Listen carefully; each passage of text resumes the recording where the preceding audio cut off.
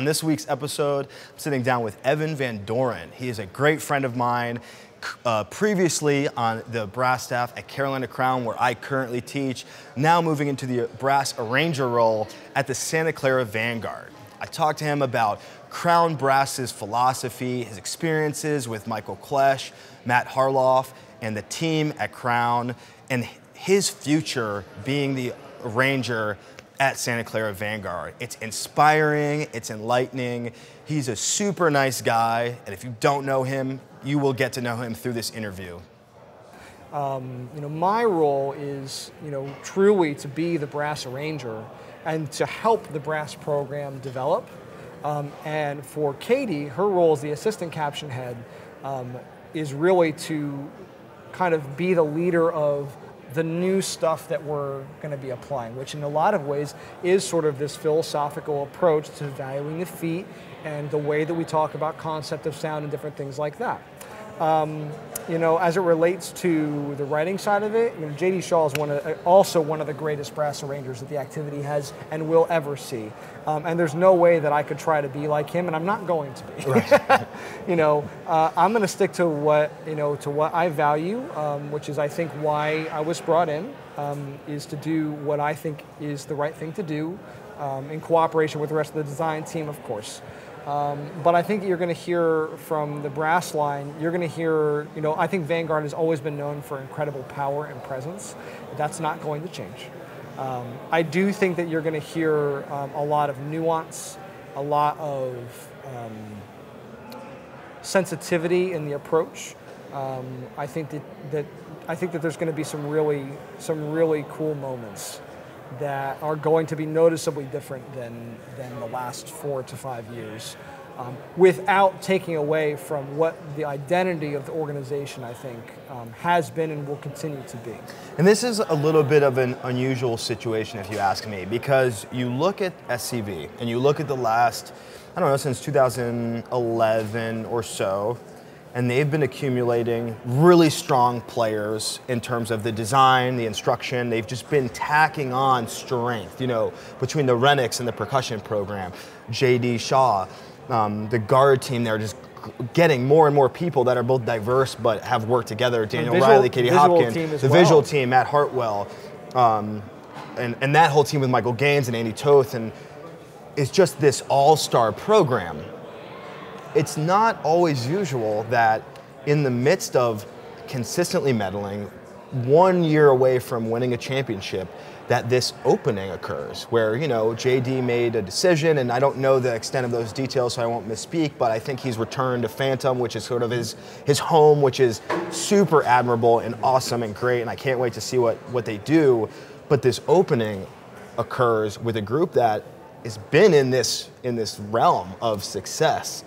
And I think it's a really smart and pragmatic and thoughtful move to look at someone like you, as younger, but also you've put the legwork in. You've taught at all these levels. You've been writing actively for all these really, really great high schools, and you are a name that's been in this mix of people, and they've kind of scooped you up, and they're incorporating you into what is already a very dominant team. And while that may be scary or that may be nerve-wracking, there also must be this sense of confidence that you're supported, because this is a core that really has their stuff together. So how have you felt like since this gig has happened and this has all become public and you've made this shift into this role, which is about the top role you can get in terms of brass? Do you feel that confidence? Do you feel like where has your head been at with this? Well, I think you pretty much said all the things that I'm thinking. Because it's all those things. You're totally right. Being in a room with Scott Coder and Michael Gaines and Andy Toth and Paul and Sandy Rennick and all these other incredible, Michael Rosales, it gives me a lot of, I just feel very supported. I feel like they're not going to let me make a mistake. Because they're so skilled and they have so much experience, and they care so deeply about not just success in general, but the organization just to begin with. that I just feel very protected. I almost feel protected from myself. Feel protected from, because the experience is the ultimate teacher, right? And when you're young, no matter what, in what way you could say, you make mistakes, you learn from them, you move on. Well, I'm undoubtedly gonna make some mistakes. We all always make mistakes all the time, and I'm gonna learn, but I feel confident being surrounded by such incredible designers that, they're not gonna let me get too far away from where I'm supposed to be, and that feels really good. That said, you certainly feel a sense of pressure, because in the same breath, when you're at a design table with some of the greatest names in the history of the activity, there's no really other way to say it. You gotta deliver. You gotta deliver great moments. So I certainly feel that pressure, and not just really for the designers, but honestly for the teaching staff across the whole organization, because the amount of hours they're putting in, is remarkable. But both before the summer and during the summer, I could say just as much for the kids. For the membership, it's expensive to march drum corps, and when you choose a drum corps to commit yourself to, that means a lot of things, So I definitely feel a sense of wanting to do right by all those people. Not even to mention the administrators of the drum corps, the board of the drum corps, and of course all the alumni, It's the Santa Clara Vanguard. It's one of the most historical drum corps there are. Yeah, Right. I remember it was really just a couple of months ago, going out to the first audition camp. It was in San Jose, which Santa Clara is right there. The first thing I did when we left the airport is Mark drove me to the Corps Hall. I met all these alumni and all these people. They were playing bingo there that night because it's a bingo hall. And, looking at these rooms with these, trophies that are from the 70s and 80s. Right. And, these decals on the walls that, have been there for decades. And these these incredible moments and the pictures. And it's just like, I better not screw this up. You know what I mean? You just, right. you just want to do the best job you possibly can for everybody. And well, I guess the only guarantee that I can make is that it has been and will always be my very best effort. It will be my best effort for all of those people and all those reasons that we talked about. And to double back to your education in drum corps, you're going to be challenged with something that might be slightly beyond what you've experienced. You have not written for SCV before. This is something you've been conditioned to experience with Matt Harloff, with Michael Klesch.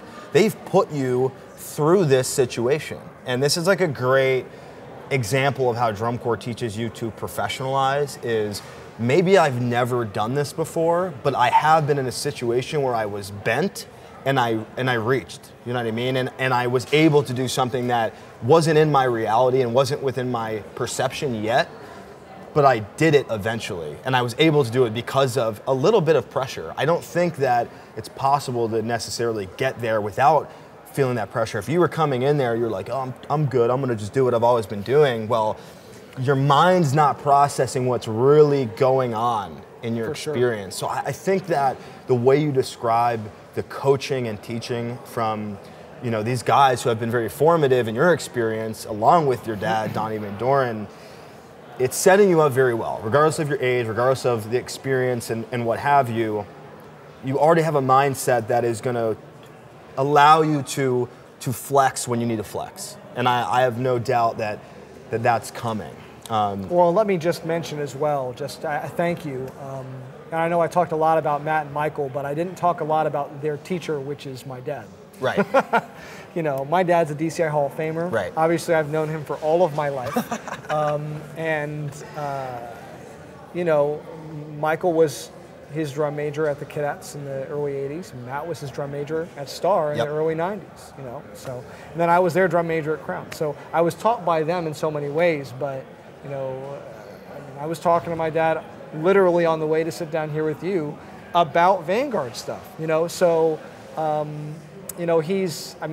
there are no words that the amount of support and all of the formative things that he's done for me over the years to not just support me in the moment now, but to make sure that I am ready for this. I mean, it can't be enumerated. Right. So. It's like you're that wall at the core hall in Santa Clara with all these, the insignia of years. Like you just brought me back to 1980s cadets, some of the most innovative drum corps, 1993 star.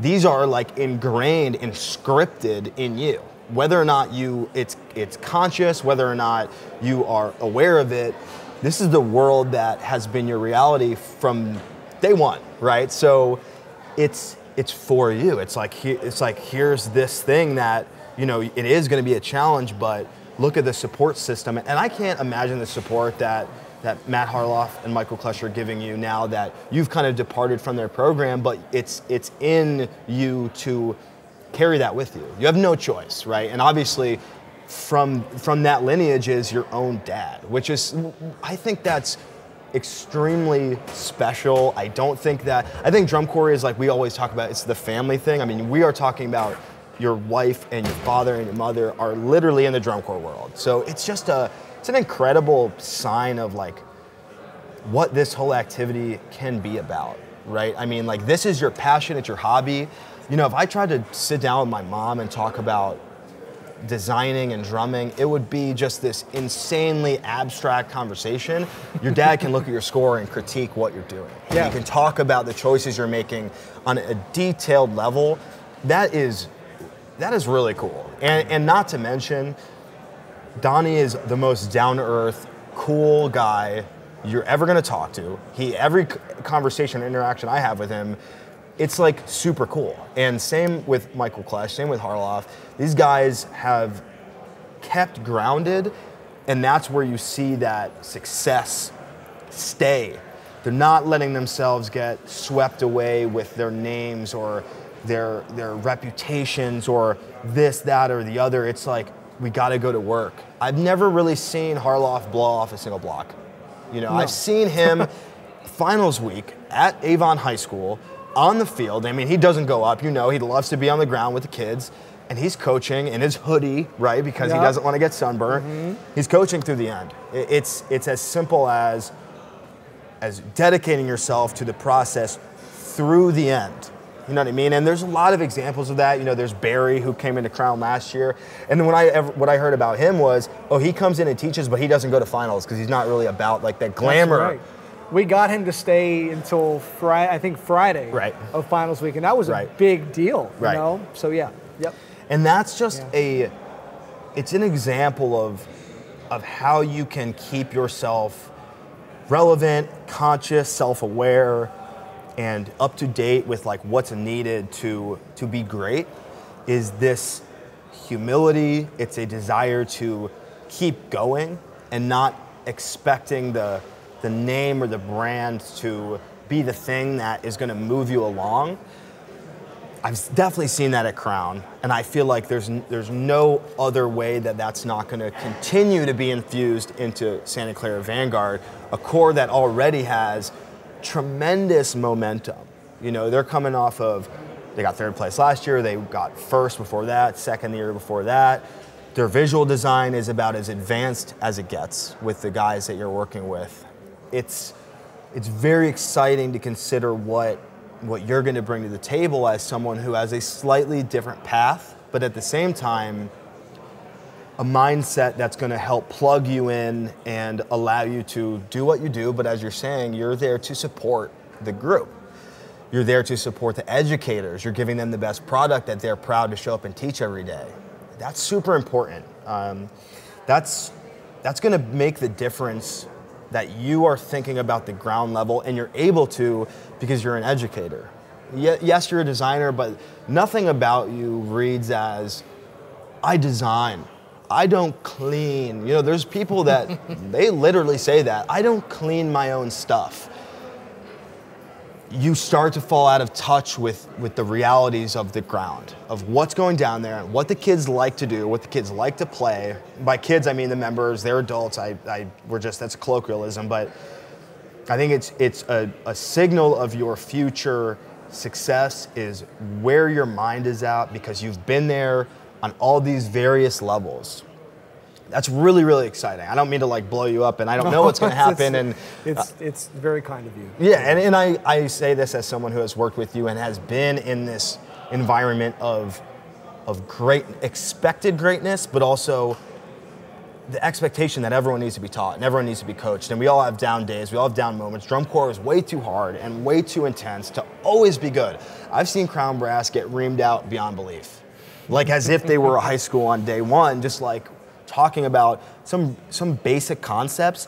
They're not beyond talking about that. I think that's incredibly important for these top groups.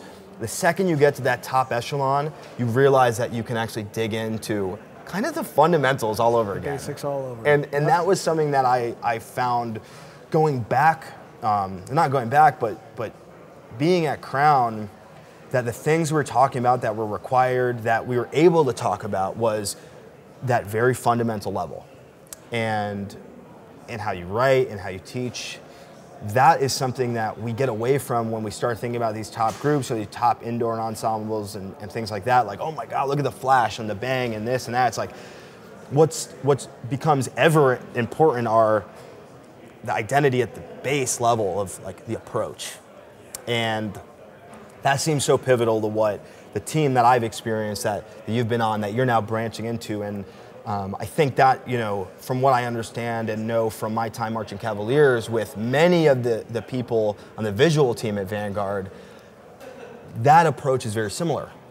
You're relearning how to take one step. Yeah. I mean, this visual approach that they do with the resisted roll down 90-degree angle with the top of the foot and the bicycle approach, which is, it's not really that at all. It's about the articulation points and the way that you roll through and the biomechanical kind of like naturalness of it. It's very similar to what I'm talking about. It's like reinventing something that you thought you knew how to do and reinstalling the fundamentals. That becomes the identity of the group. And it's so special, like for Michael Gaines and the drill and Matt Hartwell and that whole team.